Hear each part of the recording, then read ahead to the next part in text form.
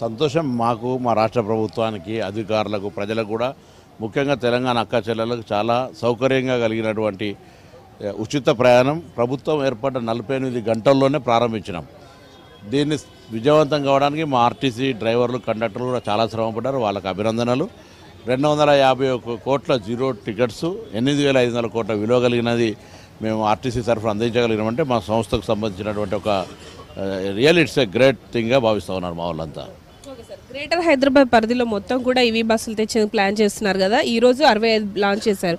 ఇప్పటి వరకు ఈవీలు ఎన్ని ఉన్నాయి, రానున్న రోజుల్లో ఎన్ని తీసుకొచ్చే అవకాశం ఉంది? ఇప్పుడు హైదరాబాద్ సిటీకి సంబంధించి దాదాపు 380 బస్సులు నడుస్తూ ఉన్నాయి. ఇంకా బస్సులు రావాల్సి ఉన్నది. ఇది కాక 2800 PM ఈ డ్రైవ్ కింద హైదరాబాద్కు మాత్రమే బస్సులు, ఈవీ బస్సులు వస్తూ ఉన్నాయి. రాబోయే కాలంలో మొత్తంగా పొల్యూషన్ రహితంగా ఉండడం, ప్రజా రవాణా వ్యవస్థలో 70% దాకా ఈ పబ్లిక్ ట్రాన్స్పోర్ట్ సిస్టంలో మేము స్పేస్ క్రియేట్ చేసుకోవాలని ఒక 2047 విజన్ డాక్యుమెంట్తో పోతాను. అందుకే ఇప్పుడు కొత్తగా కవర్ కానీ కాలనీస్, ఎందుకంటే హైదరాబాద్ పెరుగుతూ ఉంది, చాలా దగ్గర పబ్లిక్ రవాణా సిస్టమ్ రీచ్ అవుతలేదు కాబట్టి మరి యాజమాన్యం అంతా కూర్చొని దాన్ని రివ్యూ చేసినప్పుడు 373 కొత్త రూట్లను స్టార్ట్ చేస్తూ ఉన్నాం. పబ్లిక్ దాన్ని ఇమ్మీడియట్గా లాంచ్ చేసుకొని వాడుకోవడానికి దాదాపు 7 లక్షల మంది ప్యాసింజర్స్కు సౌకర్యం పెరుగుతుంది. ఇప్పుడు ఈవీలకు సంబంధించి బస్సు లాంచ్ చేస్తున్నారు. డిపోలో మాత్రమే ఛార్జింగ్ ఫెసిలిటీ ఉంది. మధ్యలో మనకు ఇప్పుడు ఇంటర్ డిస్ట్రిక్ట్ వెళ్తున్నప్పుడు దానికి సంబంధించిన ఈవీ ఫెసిలిటీని ప్లాన్ చేస్తున్నారు. ఎట్లా ఉండబోతుంది?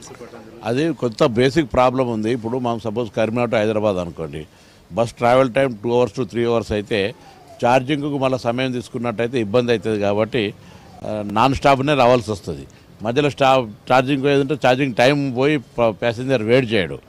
సో దాన్ని ఎట్లా ఓవర్కమ్ కావాలనేది భవిష్యత్తుకు సంబంధించిన నిర్ణయం చెప్తుంది. ఇప్పుడు హైదరాబాద్లో మాత్రం యాజ్ పర్ డిపోస్లో కావచ్చు, అన్ని బస్ స్టాండ్స్లో కావచ్చు, ఛార్జింగ్ స్టేషన్స్ని వీలైనంత వరకు ఎస్టాబ్లిష్ చేసే ప్రయత్నం చేసి, ఇది కాకుండా దాదాపు ఒక 93 సెంటర్స్ని ఐడెంటిఫై చేసినాం.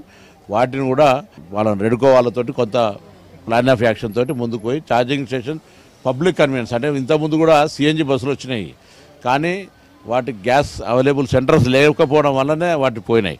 కానీ ఇప్పుడు సేమ్ సైమల్టేనియస్గా ఇన్ఫ్రాస్ట్రక్చర్ కూడా పెంచుకునే ప్రయత్నం కొనసాగుతుంది.